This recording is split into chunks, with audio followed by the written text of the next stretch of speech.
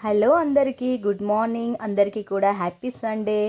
ఇక్కడైతే నేను మార్నింగ్ పిల్లలకి హాట్ బ్యాంబినో అయితే చేస్తున్నాను. వాళ్ళకు బ్యాంబినో నచ్చేది కాకపోతే కొంచెం వెరైటీగా చేద్దామని అయితే ఈరోజు అనుకున్నాను. ఇక్కడ నేను ఆల్రెడీ బ్యాంబినో అయితే ఫ్రై చేసి పెట్టుకున్నాను ఆయిల్లో.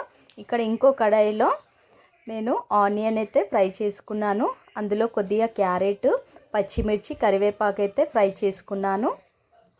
ఇప్పుడైతే అన్నీ వేసుకొని కలిపిన తర్వాత నేను నూడిల్స్ మసాలా కూడా కొద్దిగా వేసుకున్నాను. దీనివల్ల స్మెల్ అనేది చాలా బాగుంటుంది, టేస్ట్ కూడా చాలా బాగుంటుంది.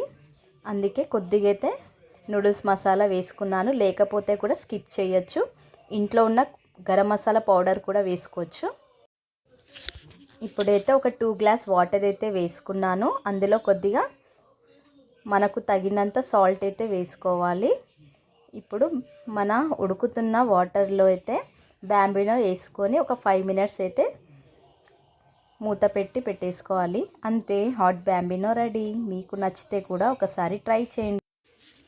ఈ వేడి వేడి బ్యాంబినోలో మన మామిడికాయ పచ్చడి వేసుకొని తింటే ఉంటుంది సూపరు. మా ఇంట్లో అయితే ఇలా అందరికీ నచ్చుతుంది. మీకు కూడా నచ్చుతుంది అనుకుంటున్నాను. ఒక్కసారి ట్రై చేయండి ఫ్రెండ్స్. ఉంటాను మరి.